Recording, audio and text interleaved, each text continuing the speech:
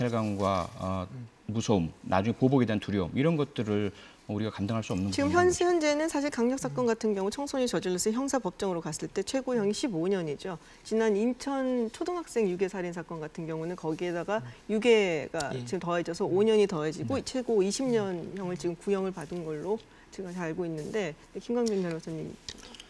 그 20년형을 받았고요. 20년형을 받아서 그때 뭐 여론에서 가장 많이 나왔던 말이 이 친구가 20년을 다 채우고 나와봤자 30대 후반이다. 네. 이게 말이 되냐 이런 말이 나왔었는데요.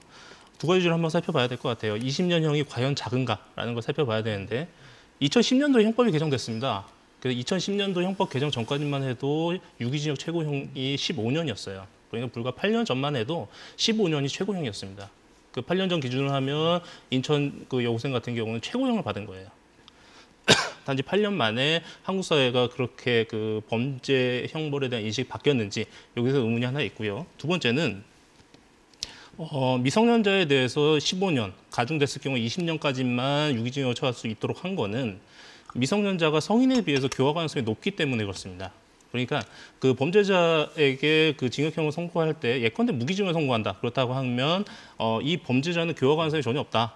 예, 그 교도소의 어떠한 시스템을 통해서 교화할 수 없다. 사회로부터 영구적으로 격리돼야 된다는 판단이거든요. 근데 반대로 교화 가능성이 높고 교화가 된다고 한다고 하면 이분은 뭐 그렇게 오래 살지 않고서도 나올 수 있는 거죠. 근데 청소년 같은 경우 성인보다 교화 가능성이 높다라는 것은 대부분 사람들이 동의하고 그렇기 때문에 20년을 한정시켜 놓은 겁니다. 네. 그럼 비교를 좀 해보자면 우리가 강남역 살인 사건 같은 경우에 그 가해자가 조현병이 있다는 이유로 감경이 됐고요. 그래서 무기징역인데 유기징역 상한선 30년형이 선고가 된 거죠.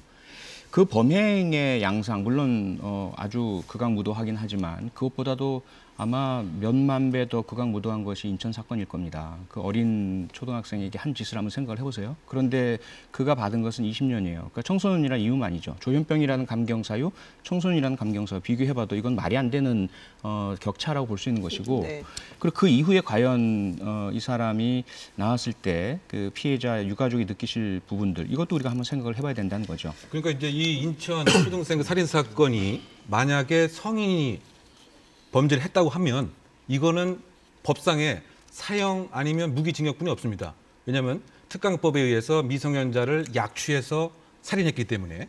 그런데 지금 어쨌든 결론을 보게 되면 20년 또는 13년이라고 하는 혜택을 이제 보게 됐습니다. 물론 이제 개선 교화의 이제 가능성이 분명히 있는 것인데 이 내용을 가만히 들여다보게 보면 8살 아이를 아주 계획적으로 골라서 그다음에 그 아파트 위에까지 올라간 다음에 어떻게 하면 내가 걸리지 않을 것인가 이렇게 아주 그것까지 치밀하게 하고 나서 선글라스 끼고 그런 다음에 이제 신체의 일부를 잘라서 갖다 줬단 말이죠. 이거는 어른 범죄 못지않게 상당히 비난 가능성이 그 높은 것인데 그래도 소년법 때문에 사형 아니면 무기징역인데 20년 아니면 13년으로 됐고 또 그 소년법의 그 특칙상 소위 말해서 이제 가석방도 사실은 상당 부분 빨리 나올 수도 있고요.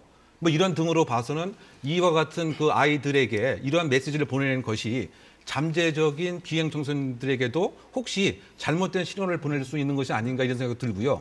또 이 당사자 부모의 입장에서는 우리 아이는 신체까지 훼손되면서 이렇게 되고 있는데 이 그 두 아이는 한 10년 지나게 나면 아무런 그 일이 없다는 듯이 사회생활을 하는 것 이것이 과연 이제 형사정에 이제 맞을 것이냐 이런 점에서 사건 자체가 참 안타까운 사건이기는 한데